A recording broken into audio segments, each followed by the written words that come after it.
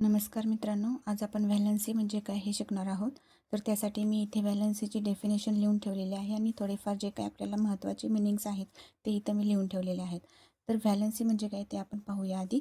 तर valency is an atom's combining capacity representing how many electrons an atom needs to gain, lose or share to become a stable. Okay, periodic टेबलमधले जे काही element आहेत ते stable होण्यासाठी ते काय करतात, आपल्याकडचे इलेक्ट्रॉन्स गेन करतात, लूज करतात और शेअर करतात. गेनिंग म्हणजे काय की ते इलेक्ट्रॉन्स घेतात, लूजिंग म्हणजे काय की आपल्याकडचे इलेक्ट्रॉन्स ते डोनेट करतात, लूज करतात. आणि शेअरिंग म्हणजे काय की आपल्याकडे जेवढे इलेक्ट्रॉन्स आहेत ते इलेक्ट्रॉन्स ते अनदर ॲटमबरोबर ते शेअर करतात. आणि त्यामुळे काय होतं की तो जो ॲटम आहे तो स्टेबल ॲटम होतो. ओके, आणि स्टेबल झाल्यानंतर त्याच्या ज्या आउटरमोस्ट शेलमध्ये आहेत ते आउटरमोस्ट शेलमध्ये जर 2 इलेक्ट्रॉन्स असतील तर त्याला आपण काय म्हणणार आहोत, ड्युप्लेट म्हणजे काय, 2 electrons in their outermost shell. जर 2 इलेक्ट्रॉन्स त्याच्या आउटरमोस्ट शेलमध्ये असतील तर त्याला आपण काय म्हणणार आहोत, ड्युप्लेट म्हणणार आहोत. आणि तो जो ॲटम आहे तो स्टेबल ॲटम असणार आहे. ओके, तर पिरियडिक टेबलमध्ये असा कोणता ॲटम आहे की तो स्टेबल आहे. फॉर एक्झाम्पल कोणता आहे, हेलियम. ओके, हेलियमचं सिम्बॉल काय आहे, He, आणि त्याचा ॲटॉमिक नंबर काय आहे, 2. आणि त्याच्या आउटरमोस्ट शेलमध्ये किती इलेक्ट्रॉन्स आहेत तर 2 इलेक्ट्रॉन्स आहेत. ओके, तसंच काय आहे, ऑक्टेट म्हणजे काय, तर 8 electrons in their outermost shell. किती असणार आहेत इलेक्ट्रॉन्स त्याच्या आउटरमोस्ट शेलमध्ये, 8 इलेक्ट्रॉन्स. ओके, जर त्याच्या आउटरमोस्ट शेलमध्ये 8 इलेक्ट्रॉन्स असतील तर तो जो ॲटम आहे तो ॲटम कसा असणार आहे, तर स्टेबल ॲटम असणार आहे. ओके, तर त्याच्यानंतर आपल्याला महत्त्वाचं काय आहे तर व्हॅलन्स इलेक्ट्रॉन्स कोणाला म्हणायचं, तर valence electrons are the electrons present in the outermost shell of an atom. Okay, periodic टेबलमधला कोणताही ॲटम घेतला तर त्याच्या आउटरमोस्ट शेलमध्ये किती इलेक्ट्रॉन्स आहेत, मग ते जे कितीही इलेक्ट्रॉन्स असतील त्या इलेक्ट्रॉन्सला आपण काय म्हणणार आहोत, तर व्हॅलन्स इलेक्ट्रॉन्स. फॉर एक्झाम्पल इथं आपण बघू शकतो कार्बन. ओके, कार्बनचा ॲटॉमिक नंबर काय आहे, 6. मग त्याचं इलेक्ट्रॉनिक कॉन्फिगरेशन काय आहे, 2 4. ओके, कसं लिहितो आपण हे इलेक्ट्रॉनिक कॉन्फिगरेशन, तर according to Bohr's atomic model. Okay, तर त्याच्यामध्ये आता जर आपण डायग्रॅम काढली, ओके, डायग्रॅमॅटिकली आपण बघितलं तर त्याच्या फर्स्ट शेलमध्ये किती इलेक्ट्रॉन्स आहेत, 2 इलेक्ट्रॉन्स आहेत. ओके, कोणता, कार्बन ॲटम आहे. आणि त्याच्या आउटरमोस्ट शेलमध्ये किती इलेक्ट्रॉन्स असणार आहेत, 4 इलेक्ट्रॉन्स असणार आहेत. 1 2 3 4. म्हणजे हे जी सेल आहे त्याला आपण काय म्हणणार आहोत, आउटरमोस्ट शेल. ओके, आणि त्याच्यामध्ये किती इलेक्ट्रॉन्स आहेत तर 1 2 3 4. ओके, म्हणजेच काय की कार्बनचे व्हॅलन्स इलेक्ट्रॉन्स किती आहेत, 4. म्हणजे कार्बनची व्हॅलन्सी किती आली, 4 आली. अशीच आपण आता व्हॅलन्सी पाहणार आहोत. पहिले 10 एलिमेंट जे आहेत पिरियडिक टेबलमधले ते आपण मी इथं लिहून ठेवलेले आहेत. त्याचे आपण काय करणार आहोत, त्याचे ॲटॉमिक नंबर काय आहेत, इलेक्ट्रॉनिक कॉन्फिगरेशन काय आहे आणि व्हॅलन्स इलेक्ट्रॉन्स किती आहेत आणि व्हॅलन्सी काय आहे ते आपण इथे फाइंड आउट करणार आहोत. तर पहिला जो एलिमेंट आहे तो कोणता आहे, हायड्रोजन. ओके, तर ॲटॉमिक नंबर काय आहे हायड्रोजनचा, 1. ओके, सो इलेक्ट्रॉनिक कॉन्फिगरेशन काय असणार आहे, 1. व्हॅलन्स इलेक्ट्रॉन्स आता 1च इलेक्ट्रॉन आहे म्हणजेच त्याच्या व्हॅलन्सी किती असणार आहे किंवा व्हॅलन्स इलेक्ट्रॉन्स किती असणार आहेत, 1. म्हणूनच त्याची व्हॅलन्सी किती असणार आहे, 1. म्हणजेच हायड्रोजनची व्हॅलन्सी किती आली, 1. ओके, त्याच्यानंतर सेकंड जो एलिमेंट आहे पिरियडिक टेबलमधला तो कोणता आहे, हेलियम. त्याचा ॲटॉमिक नंबर काय आहे, 2. ओके, त्याचं इलेक्ट्रॉनिक कॉन्फिगरेशन कसं लिहिणार आपण, 2. व्हॅलन्स इलेक्ट्रॉन्स आता त्याच्या व्हॅलन्स म्हणजे आउटरमोस्ट शेलमध्ये किती इलेक्ट्रॉन्स असणार आहेत, तर 2 इलेक्ट्रॉन्स असणार आहेत.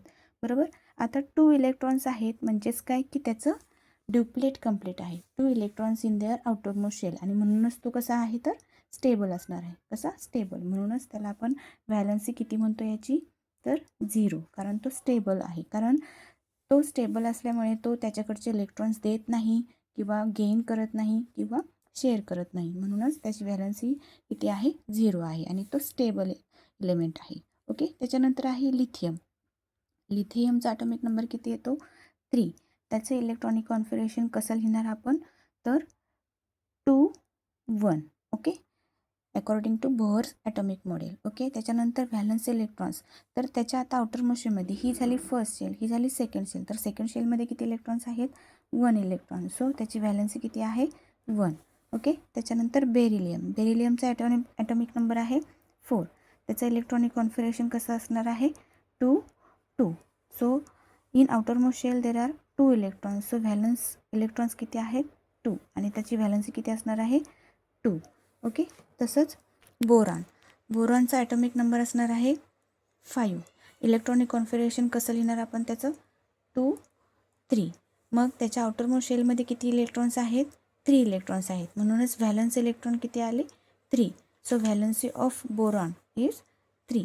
त्याच्यानंतर कार्बन, जसं की आपण ह्याच्या आधी व्हॅलन्स इलेक्ट्रॉन्स बघताना एक्झाम्पल बघताना इथं आपण कार्बनचं एक्सप्लेनेशन पाहिलं आहे. तर त्याच्यामध्ये कार्बनचा जो ॲटॉमिक नंबर आहे तो किती आहे 6. त्याचं इलेक्ट्रॉनिक कॉन्फिगरेशन असणार आहे 2 4. सो आउटरमोस्ट शेलमध्ये किती इलेक्ट्रॉन्स आहेत 4. सो व्हॅलन्स इलेक्ट्रॉन्स किती झाले 4. त्याच्यामुळे व्हॅलन्सी किती आहे कार्बनची 4. त्याच्यानंतर नायट्रोजन, त्याचा ॲटॉमिक नंबर आहे 7. त्याचं इलेक्ट्रॉनिक कॉन्फिगरेशन कसं असणार आहे 2 5. ओके. व्हॅलन्स इलेक्ट्रॉन्स म्हणजे त्याच्या आउटरमोस्ट शेलमध्ये किती इलेक्ट्रॉन्स असणार आहेत 5. आता इथे 5 इलेक्ट्रॉन्स आहेत. म्हणजेच आपल्याला काय गरजेचं आहे तर त्या ॲटमने एकतर ड्युप्लेट कंप्लीट केलेलं असलं पाहिजे किंवा ऑक्टेट कंप्लीट केलेलं असलं पाहिजे. आता इथं नायट्रोजनच्या आउटरमोस्ट शेलमध्ये आहेत 5 इलेक्ट्रॉन्स. मग तो काय करणार आहे त्याच्या आउटरमोस्ट शेलमध्ये 8 इलेक्ट्रॉन्स येण्यासाठी त्याला किती इलेक्ट्रॉन्सची गरज आहे तर 3 इलेक्ट्रॉन्सची गरज आहे. ओके. मग हे 3 इलेक्ट्रॉन्स कसे कंप्लीट होणार आहेत तर तो काय करणार आहे इथं त्याच्याकडचे 5 इलेक्ट्रॉन्स तो लूज करू शकतो का नाही. त्याला फक्त 3ची रिक्वायरमेंट आहे. तर मग तो काय करणार आहे gaining of 3 electrons. Okay. 3 electrons त्याने गेन केले की मग त्याचा ऑक्टेट कंप्लीट होणार आहे. म्हणून त्याची व्हॅलन्सी किती झाली आता तर व्हॅलन्स इलेक्ट्रॉन झाले 5 पण त्याची व्हॅलन्सी किती झाली 3 कारण त्याला 3 इलेक्ट्रॉन्सची रिक्वायरमेंट आहे. ओके. आणि मग 3 इलेक्ट्रॉन्स गेन केल्यानंतर 5 + 3 म्हणजे किती होतील 8 इलेक्ट्रॉन्स होतील आणि त्याचं ऑक्टेट कंप्लीट होईल. त्याच्यानंतर आहे ऑक्सिजनचा ॲटॉमिक नंबर काय आहे 8. इलेक्ट्रॉनिक कॉन्फिगरेशन काय आहे ऑक्सिजनचं 2 6. ओके. व्हॅलन्स इलेक्ट्रॉन्स किती झाली मग 6 इलेक्ट्रॉन्स.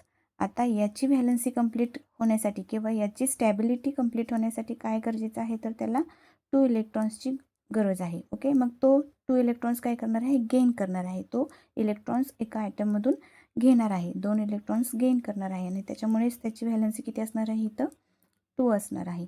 ओके. जर 2 इलेक्ट्रॉन्स त्याने गेन केले तर मग त्याचं काय होणार आहे 6 + 2 म्हणजे 8 इलेक्ट्रॉन्स होतील आउटरमोस्ट शेलमध्ये आणि मग ऑक्सिजन ॲटम काय होईल स्टेबल होणार आहे.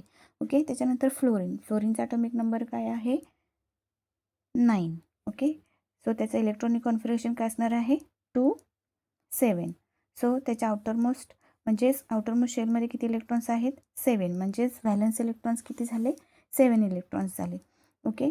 सो त्याला कितीची रिक्वायरमेंट आहे आता ऑक्टेट कंप्लीट होण्यासाठी फक्त 1 इलेक्ट्रॉनची रिक्वायरमेंट आहे. मग तो काय करणार आहे 1 इलेक्ट्रॉन्स गेन करणार आहे आणि मग त्याच्यानंतर त्याची काय होणार आहे स्टॅबिलिटी कंप्लीट होणार आहे. सो व्हॅलन्सी ऑफ फ्लोरीन किती झाली 1 झाली. ओके. त्याच्यानंतर निऑन ॲटॉमिक नंबर काय आहे 10. ओके. सो इलेक्ट्रॉनिक कॉन्फिगरेशन काय असणार आहे 2 8. आता इथे काय आहे व्हॅलन्स इलेक्ट्रॉन्स किती झाले 8 इलेक्ट्रॉन झाले म्हणजेच काय झालं ह्याचं ऑक्टेट ऑलरेडी कंप्लीट आहे. ओके. म्हणूनच तो त्याचे इलेक्ट्रॉन्स लूज करत नाही, तो इलेक्ट्रॉन गेन करत नाही किंवा तो इलेक्ट्रॉन शेअर करत नाही. म्हणूनच त्याची व्हॅलन्सी किती झाली 0. Okay. So neon is a stable element in periodic table. मग याच्यामध्ये आपल्याला कोणते कोणते इलेमेंट स्टेबल मिळाले तर हेलियम आणि निऑन. म्हणूनच आपण त्यांना काय म्हणतो नोबेल गॅसेस असेही म्हणतो. बरोबर. थँक्यू.